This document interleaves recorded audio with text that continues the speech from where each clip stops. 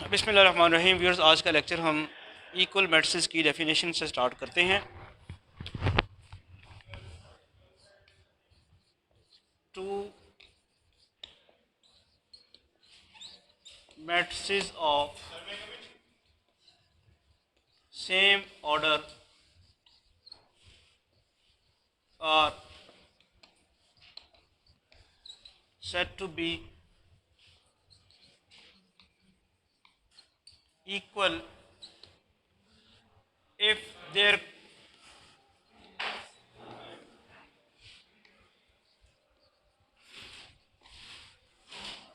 corresponding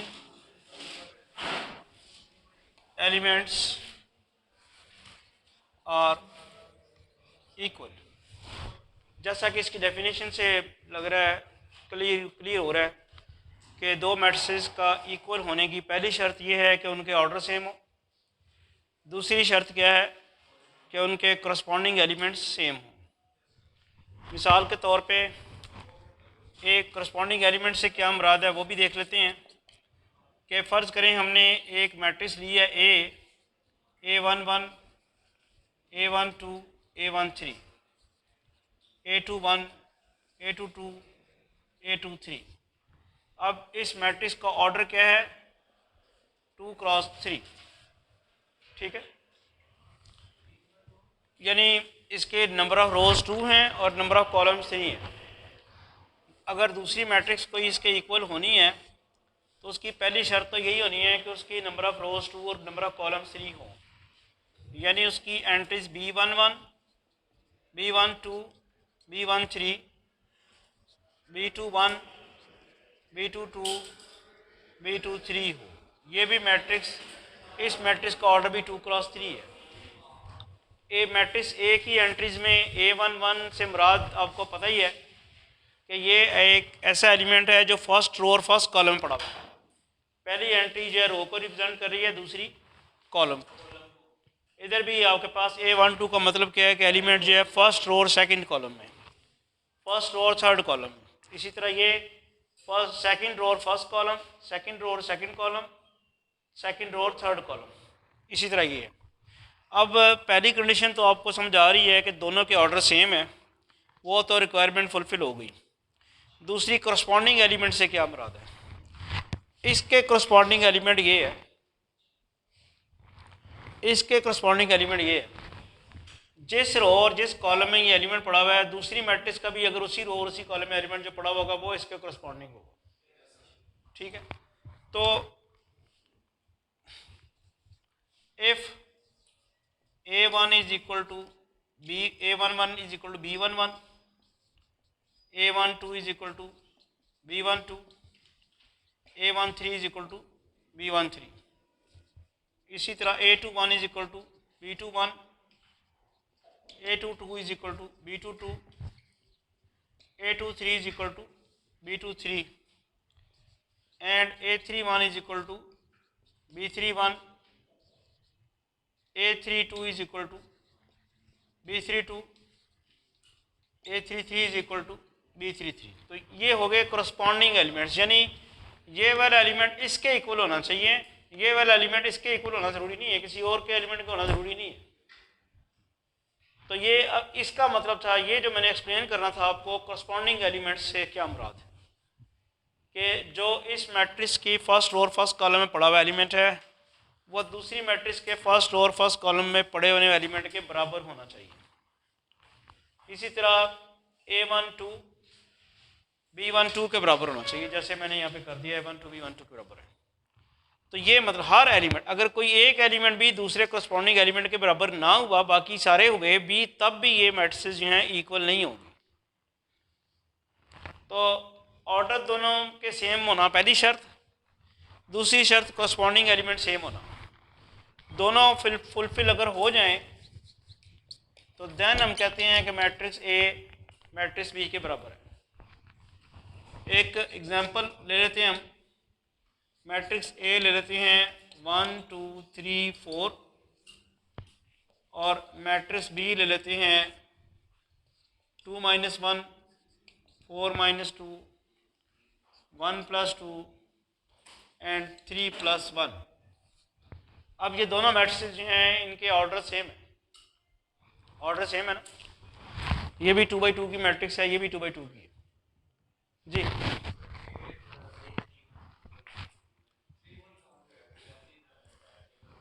अच्छा, ये वैसे सही कह रहे हैं आप कि ये कहाँ से आया, तो जो हमारे अंडर डिस्कशन है उसमें ये रो नहीं आती।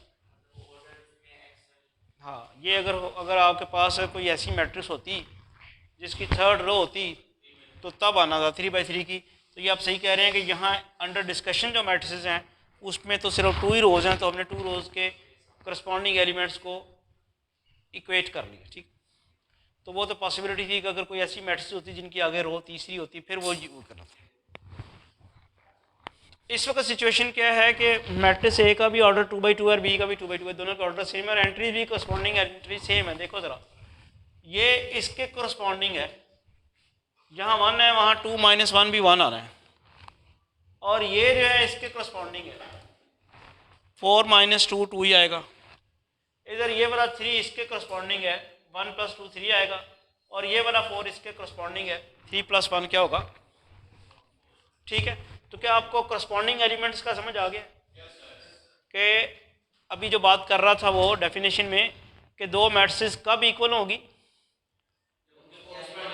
जब दो चीज़ें, जब उनके ऑर्डर सेम हो और उनके करस्पॉन्डिंग एलिमेंट सेम हो।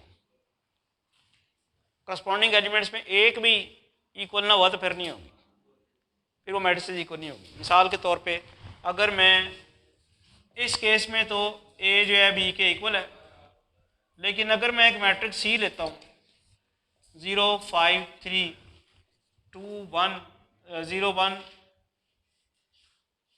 2 और एक मैट्रिक्स डी लेता हूँ 0 5 2 0 1 2, तो अब ये देखें इसका ये वाला करस्पॉन्डिंग एलिमेंट इसके इक्वल है, ये भी इक्वल है, लेकिन इधर गड़बड़ है, हालांकि बाकी सारे इक्वल हैं करस्पॉन्डिंग एलिमेंट्स। तो एक एलिमेंट गड़बड़ होने की वजह से मैट्रिक्स सी जो है उस वो मैट्रिक्स डी के इक्वल नहीं होगी, ठीक है। Matrix C will not be equal to matrix D. Clear होगी बात कि करस्पॉन्डिंग एलिमेंट्स से क्या मुराद थी। अब अगर ये आपको समझ आ गई है तो हम कुछ क्वेश्चन इक्वल मैट्रिसेस के लेके सॉल्व करते हैं कि इक्वल मैट्रिसेस के क्वेश्चन कैसे सॉल्व होने हैं, वो देखते हैं। एक्सरसाइज में क्वेश्चन पड़े हुए हैं, वो चेक करते हैं ज़रा। अब इक्वल मैट्रिसेस का कॉन्सेप्ट समझने के लिए हमने एक्सरसाइज 5 का क्वेश्चन नंबर 2 का सेकंड पार्ट सेलेक्ट किया, उसे सॉल्व करते हैं। इस चैप्टर की एक ही एक्सरसाइज है, एक्सरसाइज 5 चैप्टर 5 है और एक्सरसाइज 5 है। तो वो क्या ये रहा है, find the values of x and y if x - 1 1 y + 5 is equal to y1 x - 1 - x। अब ये आपको नज़र आ रहा है कि दोनों मैट्रिसेस के ऑर्डर 2x2 के हैं। ये भी 2 रोज़ 2 कॉलम वाली है, ये भी 2 रोज़ 2 कॉलम वाली है, और उसमें उसने खुद ही कह दिया कि इक्वल है। अगर ये इक्वल हैं तो फिर डेफिनेटली करस्पॉन्डिंग एलिमेंट्स इक्वल होंगे। यानी अगर ये मैट्रिक्स x - 1 1 y + 5 ये इस मैट्रिक्स के इक्वल है y1 x - 1 - x, तो करस्पॉन्डिंग एलिमेंट्स इक्वल होंगे। यानी x - 1 किसके बराबर आएगा, और ये 1 1 के बराबर होगा, तो वैसे भी 1 1 के बराबर है, इससे तो हमें कोई इन्फॉर्मेशन ही कोई नहीं मिल रही। और ये वाला y इज इक्वल टू, तो इससे कोई फायदा नहीं, तो लिख लिया हमने पहले। फिर तो ये लिखें y + 5 is equal to -x। बात समझ आई भला? यानी ये करस्पॉन्डिंग एलिमेंट्स इक्वेट करने से ये इक्वेशन आई है, और अगर मैं इन दोनों को इक्वेट करूं तो वही इक्वेशन आएगी, तो उसका क्या फ़ायदा। और इसको इक्वेट करूं तो 1 = 1 से इन्फॉर्मेशन तो कोई हमें नहीं मिल रही, नहीं इन्फॉर्मेशन कोई नहीं मिल रही, जो हम इक्वेशन तो नहीं बन रही, 1 तो 1 के बराबर ही है। अलबत्ता ये वाली इसके इक्वल हो तो वो ये मिली। अब हम इसको, ये बेसिकली सिस्टम ऑफ इक्वेशन बन गया, इसे इक्वेशन नंबर 1 कर देते हैं और इसे इक्वेशन नंबर 2। यहाँ से अगर हम y की वैल्यू निकालें तो वो मिलती है मेरे पास y is equal to -x - 5। ये मेरे पास इक्वेशन ये जो इक्वेशन नंबर 2 थी, इससे y की वैल्यू निकाली। इस y की वैल्यू को मैं इक्वेशन नंबर 1 में पुट कर देता हूँ।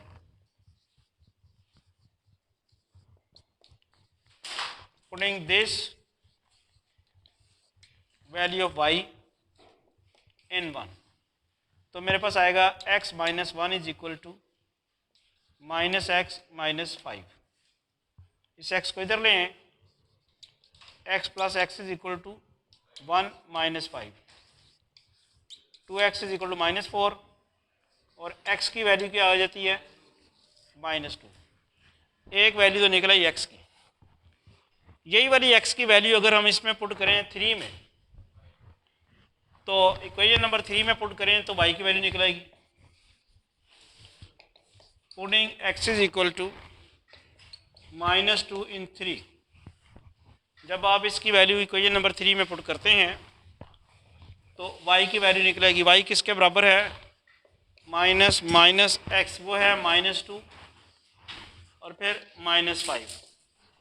y आ गया 2 माइनस 5, y किसके बराबर आ गया? -3 के। तो जो दो मैट्रिसेस उसने कही हुई थी कि ये दोनों मैट्रिसेस जो हैं इक्वल हैं, आप एक्स और वाई की वैल्यूज़ मालूम करें।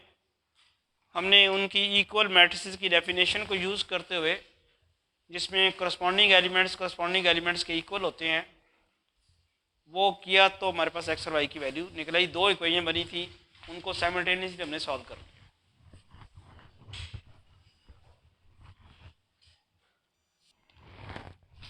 नेक्स्ट हम इस चैप्टर की फर्दर डेफिनेशंस कुछ देखते हैं। नल मैट्रिक्स या ज़ीरो मैट्रिक्स, जैसे इसके नाम से जाहिर हो रहा है, ये एक ऐसी मैट्रिक्स है जिसके तमाम एलिमेंट्स जो हैं वो ज़ीरो होंगे। जी, the matrix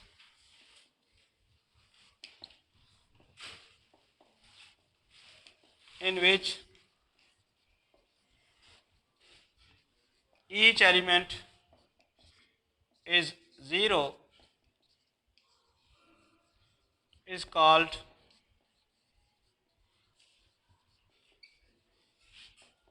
null matrix, or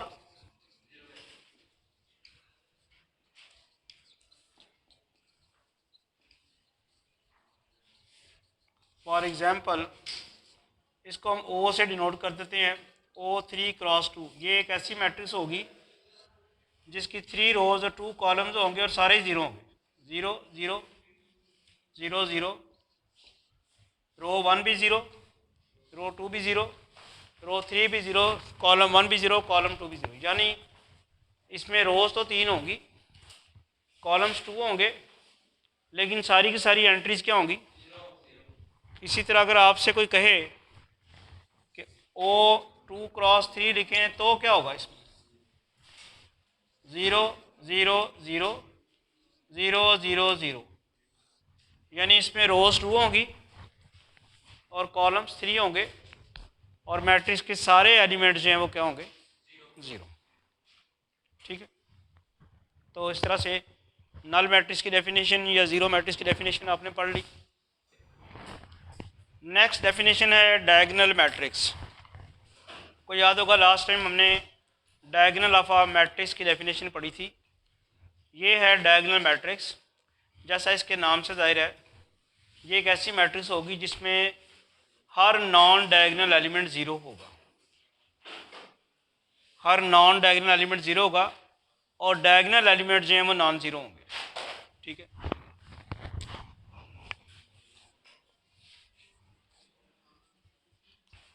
और चूँकि हम डायगोनल की बात कर रहे हैं तो ये कोई आम मैट्रिक्स नहीं होगी, बल्कि स्क्वायर मैट्रिक्स होगी। डायगोनल जो है वो बनता है स्क्वायर मैट्रिक्स का, 2x2 या 3x3 या 4x4 या 5x5। ठीक है ना, ऑर्डर इक्वल हो तो फिर आप क्या लिखेंगे?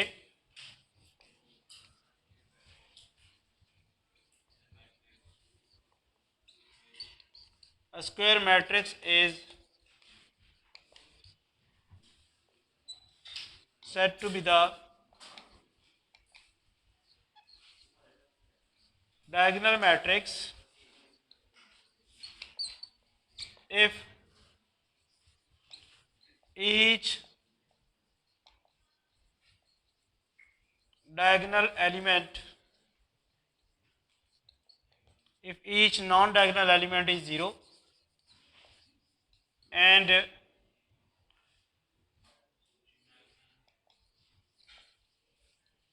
diagonal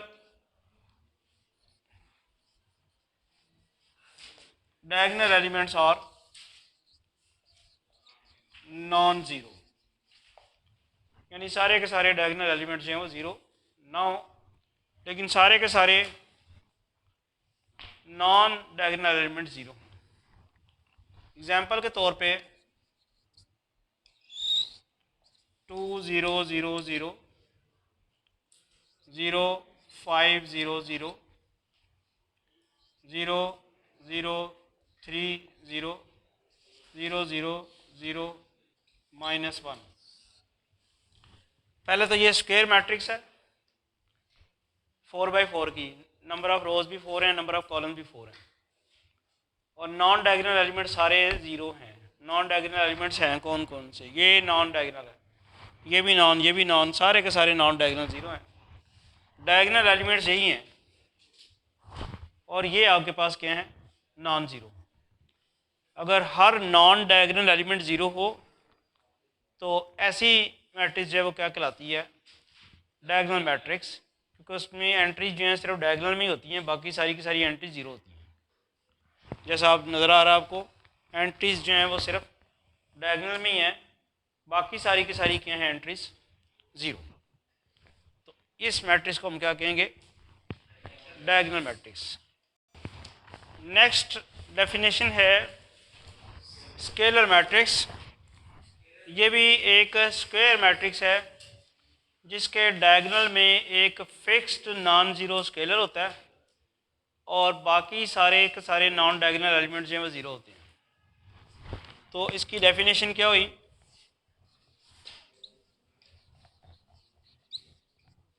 a square matrix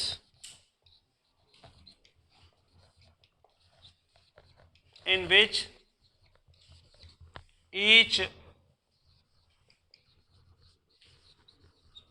diagonal element is a fixed scalar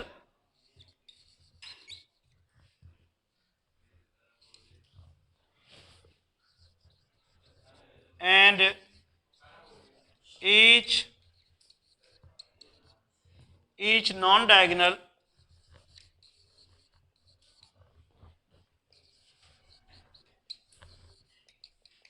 element is zero. जो डायगोनल एलिमेंट है वो फिक्स स्केलर होगा और जो नॉन डायगोनल एलिमेंट है वो सारे ज़ीरो होंगे। मिसाल के तौर पे यहाँ हम लिखते हैं कि 0 0 0 0 के 0 0 0 0 के 0 0 0 0 और के। पहली बात तो आप देखें कि ये वाली जो मैट्रिक्स है ये स्क्वायर मैट्रिक्स है जिसके नंबर ऑफ रोज़ और नंबर ऑफ कॉलम्स आपस में इक्वल हैं। जो पहली शर्त थी वो हो गई स्क्वायर मैट्रिक्स की। दूसरी क्या थी कि डायगोनल एलिमेंट जो हैं वो सारे के सारे एक फिक्स स्केलर हों, वो के कर दिया, और जो नॉन डायगोनल एलिमेंट्स हैं वो सारे के सारे ज़ीरो। ठीक है, तो ये बन गई स्केलर मैट्रिक्स। आप अगर इसको गौर से देखें तो ये डायगोनल मैट्रिक्स भी है।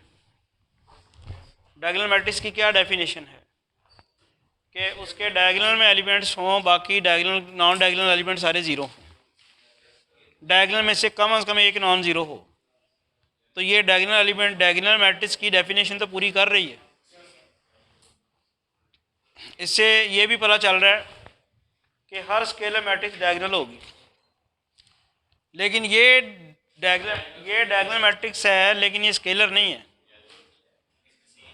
इसमें सेम नहीं है।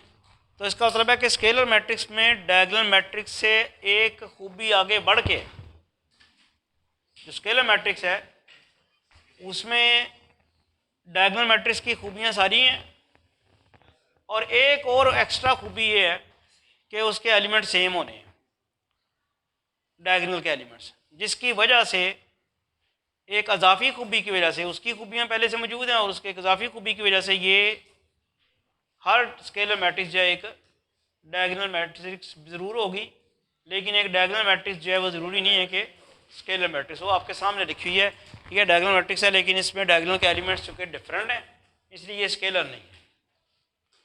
अब चूँकि ये डेफिनेशंस एक दूसरे में मिलती जुलती हैं, इनसे मिलती जुलती एक डेफिनेशन और भी है, यूनिट मैट्रिक्स या आइडेंटिटी मैट्रिक्स। तो पहले आप आइडेंटिटी मैट्रिक्स या यूनिट मैट्रिक्स की डेफिनेशन कर लें। उसमें अब क्या होगा, उसमें वो उसकी डेफिनेशन ये है कि है तो वो भी स्क्वायर मैट्रिक्स और उसके डायगोनल के एलिमेंट सारे के सारे 1 होंगे और नॉन डायगोनल एलिमेंट सारे के सारे 0 होंगे। तो हम लिखते हैं यूनिट मैट्रिक्स और इसका क्या नाम है, identity matrix.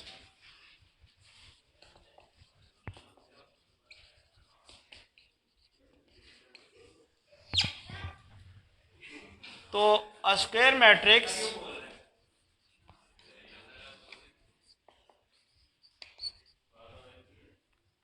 is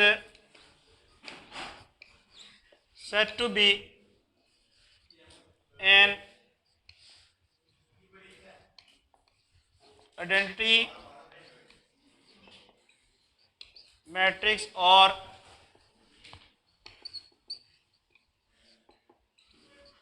unit matrix if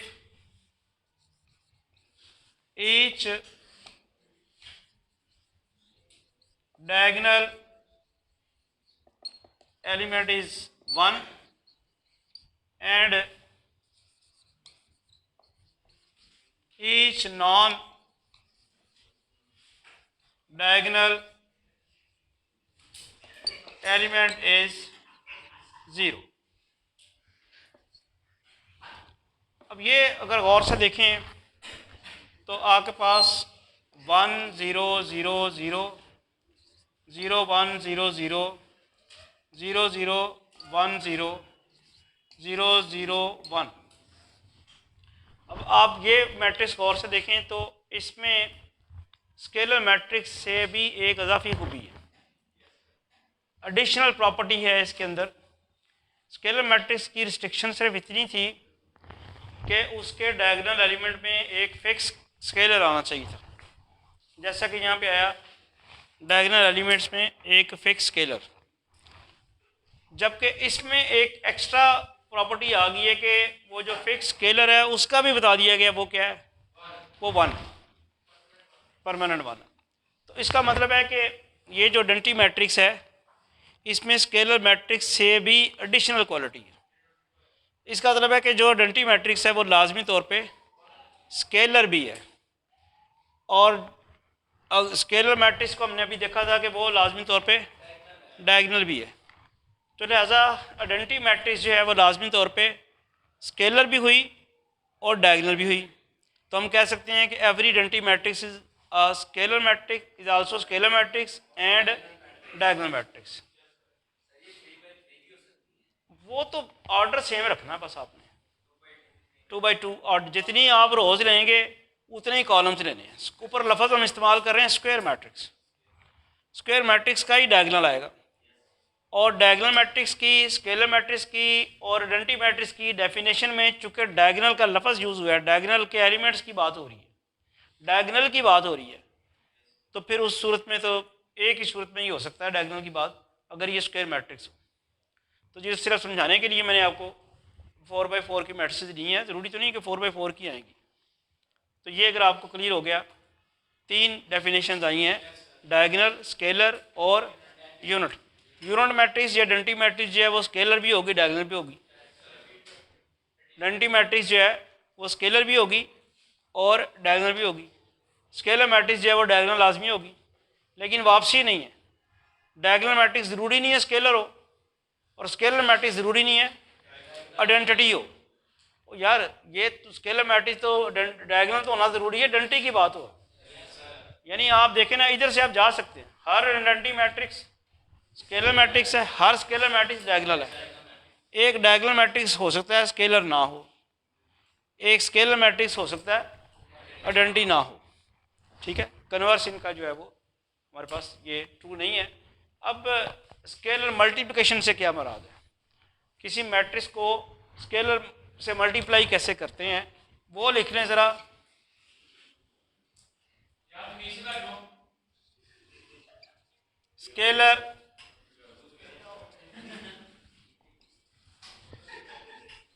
scalar multiplication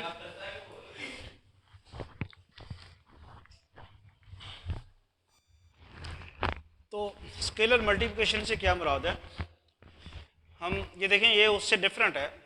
scalar matrix और स्केलर मल्टीप्लिकेशन डिफरेंट है। यहाँ हम किसी स्केलर को किसी मैट्रिक्स से मल्टीप्लाई कराना सीखेंगे। स्केलर मल्टीप्लिकेशन, अब मिसाल के तौर पे एक कोई आर स्केलर है और उसको आप मल्टीप्लाई करा रहे हैं किसी मैट्रिक्स के साथ, यानी आप ये कह लें इसको समझने के लिए कि कोई एक मैट्रिक्स ए ले लें और फिर उसको आप किसी स्केलर से मल्टीप्लाई कराएं। फॉर एग्जांपल आप एक मैट्रिक्स, और ये किसी भी ऑर्डर की हो सकती है, यहाँ कोई शर्त नहीं है, आप बेशक रेक्टेंगुलर मैट्रिक्स ले लें A11, A12, A13, इसी तरह A21, A22, A23। इसको जब आप किसी स्केलर से मल्टीप्लाई कराएंगे आर के साथ, तो वो स्केलर जो है ना इस मैट्रिक्स के हर एलिमेंट के साथ मल्टीप्लाई होगा। क्या बनेगा वो, RA11, RA12, RA13, इसी तरह RA21, RA22, RA23। Matrix A के हर एलिमेंट को स्केलर के साथ मल्टीप्लाई कराएंगे तो ये बनेगी स्केलर मल्टीप्लिकेशन। जब आपने मैट्रिक्स से मल्टीप्लाई कराया तो मैट्रिक्स के हर एलिमेंट को करा रहे हैं। और एग्जांपल ले लेते हैं, हम एक एग्जांपल इस तरह लेते हैं कि अगर आपके पास कोई मैट्रिक्स है, लेट्स सपोज कि कोई मैट्रिक्स है 1 2 0 3 5 0 6 -8 और 3 2 1 9, ये फ़र्ज़ करें मैट्रिक्स है और आपने इसको मल्टीप्लाई कराना है 2 के साथ, स्केलर मल्टीप्लिकेशन होगी। तो 2 के साथ मल्टीप्लाई कराने का मतलब ये होगा कि मैट्रिक्स के हर एलिमेंट को 2 से मल्टीप्लाई कराएं। 1 को 2 से मल्टीप्लाई कराएंगे तो क्या आ जाएगा 2, 2 को 2 से मल्टीप्लाई कराएंगे 4 आ जाएगा, 2 को 0 से कराएंगे तो 0 ही रहना है, 2 को 3 से कराएंगे तो 6, 2 को 5 से कराएंगे तो 10, 2 को 0 से कराएंगे तो 0, 2 को 6 से कराएंगे तो 12, 2 को -8 से कराएंगे तो -16, 2 को 3 से कराएंगे तो 6, 2 को 2 से कराएंगे तो 4, 2 को 1 से कराएंगे तो 2, 2 को 9 से कराएंगे तो 18। तो जिस तरह से हम किसी मैट्रिक्स को किसी स्केलर से मल्टीप्लाई करा रहे हैं, इसी तरह ही किसी मैट्रिक्स को किसी स्केलर से डिवाइड भी कराया जा सकता है। मैट्रिक्स की अपनी डिवीजन अलाउड नहीं है, आप डिवाइड करा सकते हैं। मसलन यहाँ मैंने 2 से मल्टीप्लाई कराया है, आप 2 से डिवाइड भी करा सकते हैं मैट्रिक्स को। 2 से डिवाइड कराने का मतलब क्या होगा, यानी अगर आप मैट्रिक्स को, ये मैट्रिक्स ए है, इसको 2 से डिवाइड कराने का मतलब है कि आप कर रहे हैं 1/2 इंटू मैट्रिक्स ए, यानी कर आप मल्टीप्लाई ही रहे हैं। स्केलर अब क्या बन गया आपका 1/2, यानी है हर नंबर के नीचे 2, यानी हाँ जैसे आपने मैट्रिक्स के हर एंट्री के साथ 2 से मल्टीप्लाई कराया, अब हर एंट्री के साथ 2 से आप हर एंट्री को 2 से डिवाइड कराएंगे। तो ये था scalar multiplication of the matrix. Next हम डिफाइन करते हैं transpose of a matrix.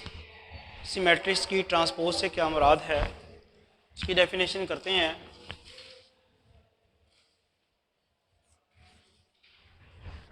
the matrix obtained by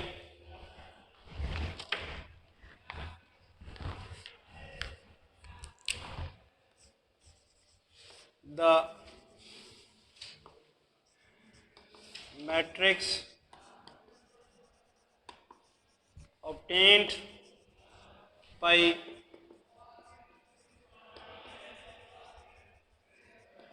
changing rows and columns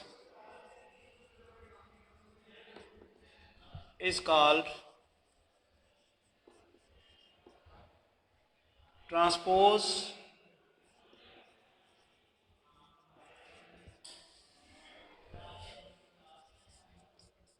of the given matrix.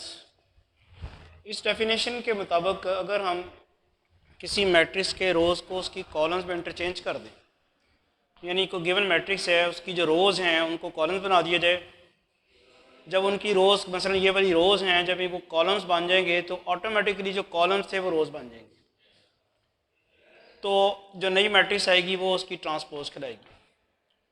Matrix A की ट्रांसपोज जो है वो ए के ऊपर हम टी का सिंबल डाल देते हैं, उससे डिनोट करते हैं। The transpose of matrix A is denoted by A T. If A is equal to matrix A में ले रहा हूँ A11, A12, A13, A21, A22, A23, इसकी जो ट्रांसपोज है ए ट्रांसपोज, वो जैसे मैंने भी आपको बताया कि आपने फर्स्ट रो को फर्स्ट कॉलम बना देना, A11, A12, A13, A21, A22, A23, यानी आपकी जो फर्स्ट रो थी वो फर्स्ट कॉलम बन गई, सेकंड रो जो थी वो सेकंड कॉलम बन गई। आप अगर बड़ा गौर से देखें तो ये जो मैट्रिक्स है ओरिजिनल मैट्रिक्स, इसका ऑर्डर 2 क्रॉस 3 है, जबकि जब ट्रांसपोज ली तो उसका ऑर्डर 3 क्रॉस 2 हो गया। मैट्रिक्स जी रेक्टेंगुलर है और जो ट्रांसपोज लेने चाहिए वो भी रेक्टेंगुलर है। तो पहला काम क्या है कि मैट्रिक्स की ट्रांसपोज में होता यह है कि उसकी रोज़ को कॉलम्स में इंटरचेंज कर देते हैं। तो अगर वो मैट्रिक्स रेक्टेंगुलर है तो उसकी ट्रांसपोज लेने से उसका ऑर्डर रिवर्स हो जाएगा, जैसा कि यहाँ पे 2 क्रॉस 3 थी और 3 क्रॉस 2 होगी। स्क्वायर के ऑर्डर में तो फ़र्क नहीं पड़ेगा, अगर हम किसी स्क्वायर मैट्रिक्स की ट्रांसपोज लें तो उसका ऑर्डर तो वही रहेगा।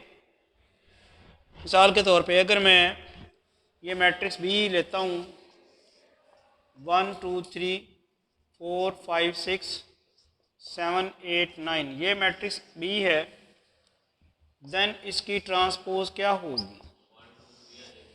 ये फर्स्ट रो को फर्स्ट कॉलम बना देंगे 1 2 3, सेकंड रो को सेकंड कॉलम बना देंगे 4 5 6, थर्ड रो को थर्ड कॉलम 7 8 9।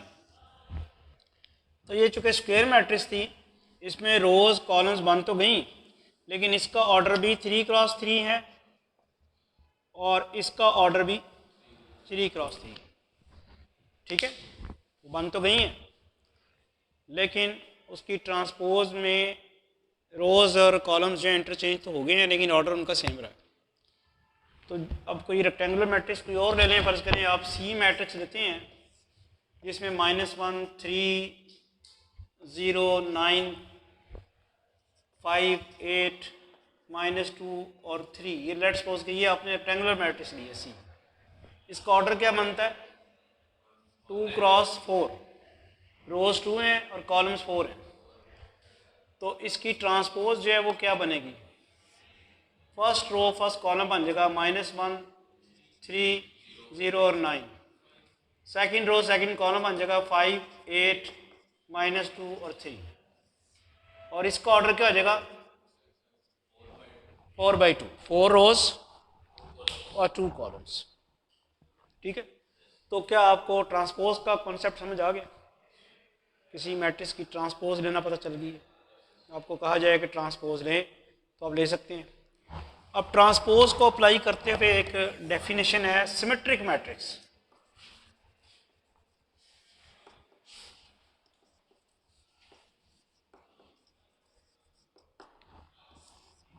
अब सिमेट्रिक मैट्रिक्स एक ऐसी मैट्रिक्स है जिसकी ट्रांसपोज लेने से मैट्रिक्स तब्दील ना हो,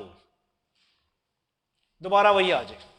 अब ये रानकुन बात है कि ट्रांसपोज यानी उसके एलिमेंट्स इस किस्म के होंगे कि उनकी यानी रोज को जब कॉलम में इंटरचेंज किया जाए तो मैट्रिक्स तब्दील ना हो। तो अब ये एक ही सूरत में हो सकता है। पहली सूरत इसकी ज़रूरी है कि वो मैट्रिक्स रेक्टेंगुलर ना हो, क्योंकि जब रेक्टेंगुलर मैट्रिक्स होगी तो उसकी ट्रांसपोज लेने से कभी भी वो पुराने के बराबर नहीं आएगी, क्योंकि उसके ऑर्डर ही चेंज हो जाएंगे। जब ऑर्डर चेंज हो जाएंगे तो इक्वल मैट्रिसेस आ ही नहीं सकती। इक्वल मैट्रिसेस की डेफिनेशन हमने पढ़ी हुई है कि पहली कंडीशन क्या है, दोनों के ऑर्डर सेम हों और करस्पॉन्डिंग एलिमेंट्स इक्वल हों। वो तो होगा नहीं, ऑर्डर ही चेंज हो जाएंगे। लिहाजा जिसे हम सिमेट्रिक मैट्रिक्स कहना चाह रहे हैं वो सबसे पहले तो स्क्वायर होगी, फिर दूसरी शर्त क्या है कि उसकी ट्रांसपोज लेने से वो दोबारा आ जाए। तो हम ये कहेंगे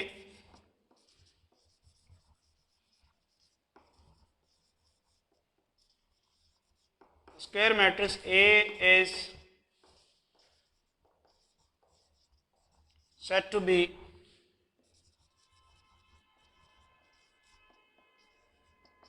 symmetric if A transpose is equal to A। अगर उस मैट्रिक्स की ट्रांसपोज लेने से दोबारा वो रिस्टोर हो जाती है तो फिर हम क्या कहते हैं, वो सिमेट्रिक मैट्रिक्स। इसकी कोई एग्जांपल लेते हैं सिमेट्रिक मैट्रिक्स की। कोई ऐसी मैट्रिक्स लेते हैं जिसकी ट्रांसपोज लेने से दोबारा वही आ जाए। तो ये आप देखें कि ये मैट्रिक्स सिमेट्रिक मैट्रिक्स है। चेक करते हैं कैसे इसकी ट्रांसपोज लेके अगर दोबारा ये आ जाती है। ए ट्रांसपोज लें तो क्या होगा, ये जो फर्स्ट रो है फर्स्ट कॉलम बन जाएगी 1 4 5, क्या बन जाएगा 1 4 5, और ये 4 2 6 या क्या बन जाएगा सेकंड 5 6 3, तो क्या वही नहीं आ गई। मैंने वैसे किया ये था, फर्स्ट रो को फर्स्ट कॉलम बनाया, सेकंड रो को सेकंड कॉलम बनाया, थर्ड रो को थर्ड कॉलम बनाया, क्या वही आ गई। तो ये दोबारा आपके पास मैट्रिक्स ए ही आ गई है। तो आपको पता चला कि सिमेट्रिक मैट्रिक्स की डेफिनेशन में क्या होगा कि अगर उसकी ट्रांसपोज लेने से दोबारा वो आ जाए तो उसको हम क्या कहते हैं, सिमेट्रिक।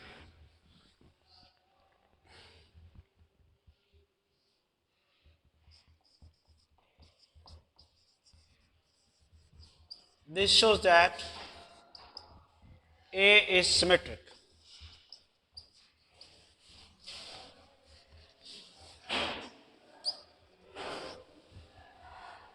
ठीक है, A is symmetric matrix.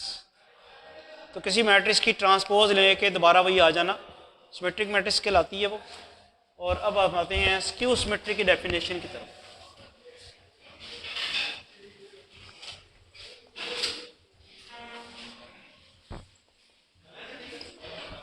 Skew symmetric matrix, और इसका और भी नाम है anti symmetric matrix.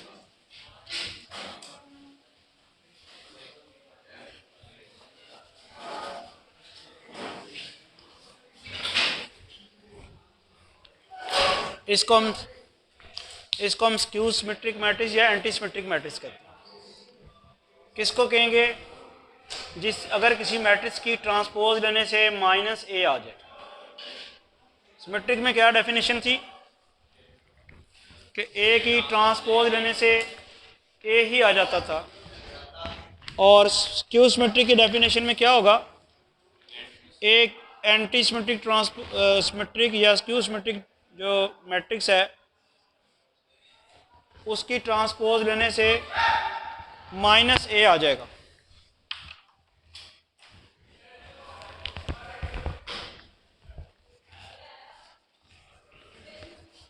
A square matrix A is said to be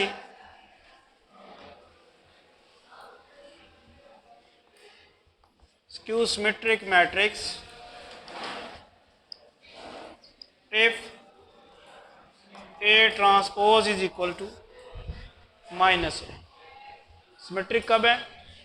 जब A की ट्रांसपोज लेने से A आ जाए। स्क्वेयर सिमेट्रिक कब होगी? जब A की ट्रांसपोज लेने से माइनस A आ जाए। तो स्क्यू सिमेट्रिक मैट्रिक्स की डेफिनेशन ए की ट्रांसपोज लेने से अगर माइनस ए आ जाए तो उसको स्क्यू सिमेट्रिक या एंटी सिमेट्रिक कहते हैं। उसके लिए एक एग्जांपल आप देखें, मैट्रिक्स ए ली है 0 3 4 -3 0 -5 -4 5 0, ये मैट्रिक्स ए है। अब मैंने सिर्फ इसकी ट्रांसपोज लेनी है। ट्रांसपोज लेना मैंने आपको बताया है कि हम क्या करेंगे, उसकी रोज़ को कॉलम्स में तब्दील कर देंगे। तो ए ट्रांसपोज लेने का मतलब क्या होगा? मतलब ये होगा, ये जो पहली रो है इसको पहला कॉलम बना दें 0 3 4, ये फर्स्ट रो है इसको आपने फर्स्ट कॉलम बना दिया। सेकंड रो क्या है? -3 0 -5 -3 0 -5, और थर्ड रो जो है -4 5 0। ठीक है, ये इसकी ट्रांसपोज होगी। अब वो जो स्केलर मल्टीप्लिकेशन वाला रूल है वो देखें कि आप यहाँ से नेगेटिव साइन कॉमन निकालें। मैट्रिक्स के से नेगेटिव साइन कॉमन निकालने का मतलब ये है कि मैट्रिक्स के हर एलिमेंट से नेगेटिव साइन कॉमन निकलेगा। अगर आपने बाहर नेगेटिव साइन निकालना है कॉमन, तो क्या होगा, ये जो मैट्रिक्स के सारे एलिमेंट्स हैं वो नेगेटिव साइन से मल्टीप्लाई होंगे। 0 को नेगेटिव से मल्टीप्लाई कराएंगे तो वो 0 ही रहेगा। -3 का नेगेटिव साइन बाहर चला गया तो ये क्या रह गया? +3। -4 का भी चला गया +4। ये थोड़ा सा इसको हम नीचे करके लिख लेते हैं,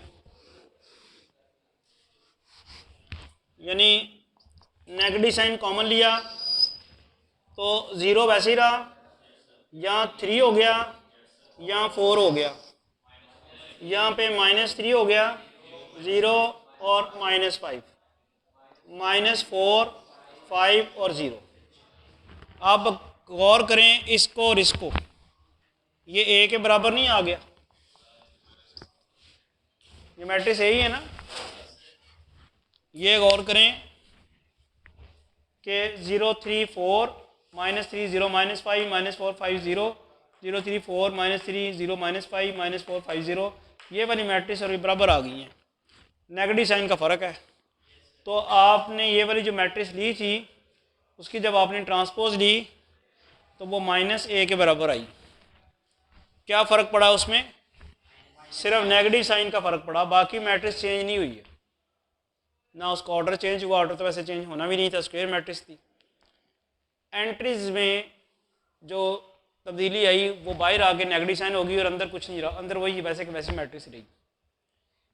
तो हमने सिमेट्रिक मैट्रिक्स की डेफिनेशन और उसकी एग्जांपल भी देख ली है, स्क्यू सिमेट्रिक मैट्रिक्स की डेफिनेशन और उसकी एग्जांपल भी देख ली है। नेक्स्ट देखते हैं क्या डेफिनेशन है या कोई क्वेश्चन है। नेक्स्ट डेफिनेशन है अपर ट्रायंगुलर मैट्रिक्स। जैसे इसके नाम से जाहिर है कि इस मैट्रिक्स में शायद कोई ट्रायंगल टाइप चीज़ बनेगी, तो होगी ये भी स्क्वायर मैट्रिक्स। तो ज़रा देखें कि इसकी डेफिनेशन देख लें। Square matrix in which each element below the diagonal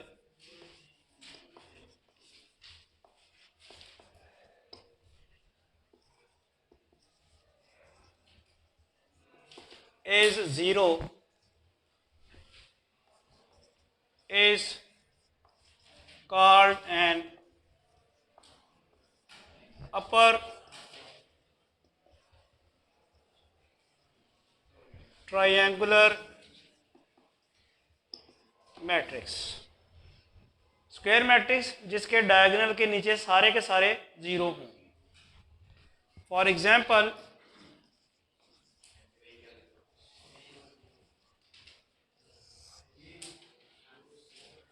1 3 5 8 0 9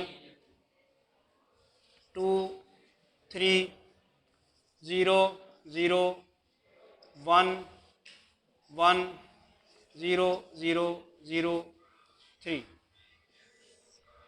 ये अगर आप गौर से देखें ये स्क्वायर मैट्रिक्स है, 4x4 की मैट्रिक्स है, number of rose 4, number of column 4। ये डायगोनल है इसका, डायगोनल के नीचे जितने भी एलिमेंट्स हैं सारे के सारे क्या हैं, तो यही कह रहा था कि डायगोनल से नीचे सारे ज़ीरो हों तो तभी वो ट्रायंगल शेप बनती है। अब आप ये अगर गौर करो ना तो ये ट्रायंगल बनेगी ना, और अबव द डायगोनल, तो above the upper triangle matrix की क्या डेफिनेशन हुई? ऐसी मैट्रिक्स, ऐसी स्क्वायर मैट्रिक्स जिसके डायगोनल के नीचे सारे के सारे एलिमेंट क्या हों, ज़ीरो हों। इसी तरह लोअर ट्रायंगुलर मैट्रिक्स क्या होगी? जिसके ऊपर सारे, ठीक है। तो लोअर ट्रायंगुलर मैट्रिक्स जो है, पहले इसको देख लें, इज एन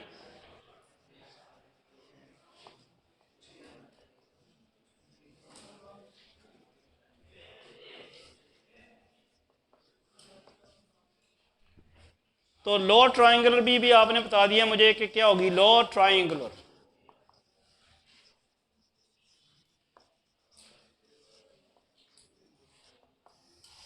ये एक ऐसी स्क्वायर मैट्रिक्स है जिसके डायगोनल से अबव सारे के सारे एलिमेंट्स क्या होंगे, zero.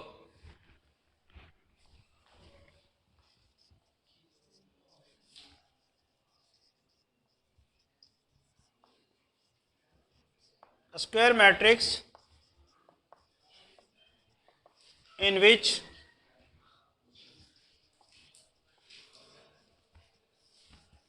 each element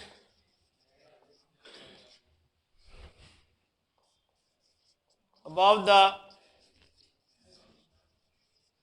diagonal is 0 is called lower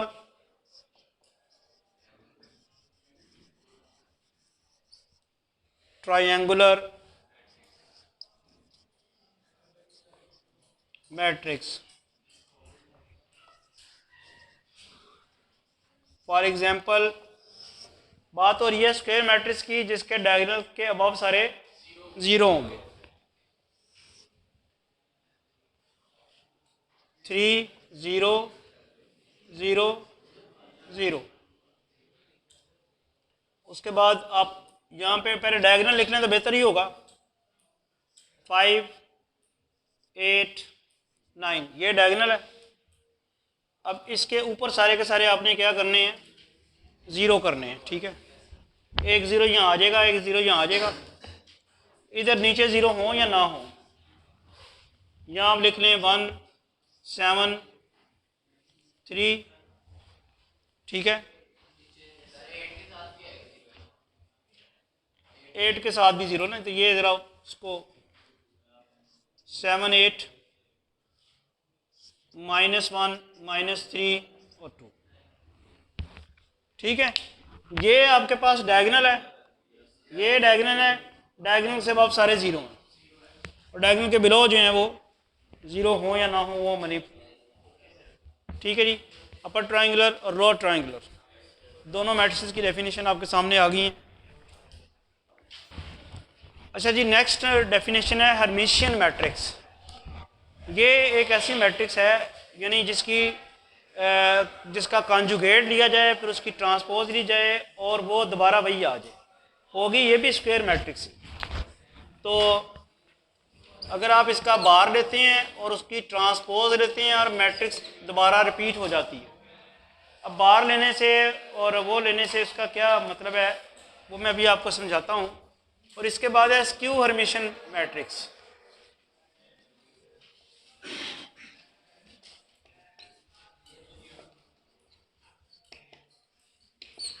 अब स्क्यू हर्मिशियन मैट्रिक्स कौन सी होती है? जिसका पहले बार लिया जाए उसकी ट्रांसपोज ली जाए तो माइनस आ जाए। ये उससे मिलती जुलती डेफिनेशन है सिमेट्रिक और स्क्यू सिमेट्रिक की डेफिनेशन से। सिर्फ इसमें क्या है कि कंजुगेट आता है, ऊपर बार लेते हैं। अब कोई एक स्क्यू सिमेट्रिक और एक सिमेट्रिक मैट्रिक्स की एग्जांपल देख लेते हैं। ये एक मैट्रिक्स आपके सामने लिखी है और इसमें आइटा इन्वॉल्व है। आइटा आपको पता ही है ना क्या होता है, आइटा स्क्वायर होता है -1 के बराबर। तो जब आप इसका कंजुगेट देंगे ना बार, तो कंजुगेट देने का मतलब पता क्या है, जहां जहां आइटा है ना उसका साइन चेंज करना। क्या होगा, 0 वैसे ही 1 प्लस आइटा की बजाय 1 माइनस आइटा, 2 माइनस आइटा की बजाय 2 प्लस आइटा, 1 माइनस आइटा की बजाय 0 वैसे ही minus iota, 2 minus iota, iota और 0।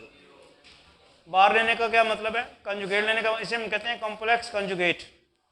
कंजुगेट लेने का मतलब क्या है, या बार लेने का क्या मतलब है, यहाँ पे सिर्फ आपने इमेजिनरी पार्ट का साइन चेंज करना है, आइटा का साइन चेंज करना है। तो जब हमने symmetric matric Hermitian matrix define की है, तो उसमें पहले मैट्रिक्स का बार लिया गया है, उसके बाद उसकी ट्रांसपोज। तो बार हमने ले लिया ये, अब आप इसकी ट्रांसपोज लें तो वो आएगा। ट्रांसपोज लेने से क्या करना है आपने, बोला रो को कॉलम बना देना है। पहली रो है 0 1 minus iota 2 plus iota, 1 plus iota 0 minus iota, 2 minus iota, iota और 0। क्या ये दोबारा ए बन गया, दोबारा ए नहीं बन गई। आप गौर करो, ऊपर ए लिखी हुई है, ए बन गई है। इसका मतलब ये हुआ कि ये वाली मैट्रिक्स जो है, ए जो है, ए इज हर्मिशियन मैट्रिक्स। इसी तरह आप कोई स्क्यू हर्मिशियन मैट्रिक्स की एग्जांपल ढूंढें, उसका पहले बार लें, फिर उसकी ट्रांसपोज लें, उसमें माइनस ए बाहर आ जाए, नहीं वो माइनस बाहर आ जाए, ये हो जाए ना ए बार उसकी ट्रांसपोज, तो माइनस ए के बराबर आ जाए। ये तो ए के बराबर आ गई ना, माइनस ए के बराबर आ जाए। क्या इसी को ही बनाया जा सकता है, इस ए को ही? कैसे बना, नहीं हमने बाहर अपने पास से तो नहीं लगाना। मैट्रिक्स इस किस्म की बनानी है जिसमें नेगेटिव साइन बाहर आ जाए जब बार और ट्रांस। अच्छा जी चलें, अब इसकी ना ये मैट्रिक्स हमने ली है, b is equal to 0 1 plus iota 2 minus iota -1 plus iota 0 iota -2 minus iota iota और 0। देखते हैं कि ये स्क्यू हर्मिशियन है कि नहीं। तो सबसे पहले तो इसका कंजुगेट लें। कंजुगेट लेने से 0 ये बन जाएगा 1 माइनस आइटा, वो बन जाएगा 2 प्लस आइटा, ये बन जाएगा -1 माइनस आइटा, ये 0 और माइनस आइटा, ये -2 प्लस आइटा माइनस आइटा और 0। तो बेसिकली हमने क्या किया है कि कंजुगेट लेते वक्त जहाँ जहाँ आइटा था उसका साइन चेंज किया। अब हम इसकी ज़रा ट्रांसपोज ले लें। तो ट्रांसपोज में क्या करना है, जो रोज़ हैं वो कॉलम बन जाएंगी 0 1 minus iota 2 plus iota, second row -1 minus iota 0 और minus iota, third row -2 plus iota minus iota और ये 0। तो पहला स्टेप बी बार ले लिया, दूसरा उसकी ट्रांसपोज ले ली। उसके बाद हमने देखना है कि ये -b के बराबर आती है कि नहीं आती। तो हर एंट्री से नेगेटिव साइन अगर आप कॉमन निकालें बाहर, तो मैट्रिक्स b के साथ मल्टीप्लाई हो जाएगा। यहाँ रह जाएगा 0, यहाँ 1 प्लस आइटा, यहाँ 2 माइनस आइटा, यहाँ 1 प्लस आइटा 0 और ये आइटा, यहाँ 2 माइनस आइटा, ये आइटा और ये 0। तो क्या ये b के बराबर आ गया है? तो नेगेटिव साइन जब कॉमन निकाला तो गलत नहीं किया, ये नेगेटिव साइन कॉमन निकाल के माइनस आएगा ना, इसमें से भी माइनस आएगा, ठीक हो गया ना। नेगेटिव साइन जब कॉमन निकाला तो यहाँ से -1 प्लस वाइटा हो जाना, -2 माइनस वाइटा हो जाना। तो ये मैट्रिक्स बी के बराबर है। तो नेगेटिव साइन चूँकि बाहर आ गया, बी की क्या कहते हैं कंजुगेट लेने से और उसकी ट्रांसपोज लेने से, तो लिहाजा ये वाली जो मैट्रिक्स है ये स्क्यू हर्मिशन है। B is skew Hermitian matrix. तो आज का लेक्चर हम यहीं वाइंड अप करते हैं। कुछ जो आज हमने डेफिनेशंस और क्वेश्चंस किए हैं, और नेक्स्ट क्वेश्चंस हम नेक्स्ट लेक्चर में करेंगे। होपफुली जो कल जो इसके बाद वाला लेक्चर होगा उसमें आई थिंक चैप्टर जो है वो ख़त्म हो जाएगा। तो आप साथ साथ करते रहें, ठीक है। Thank you.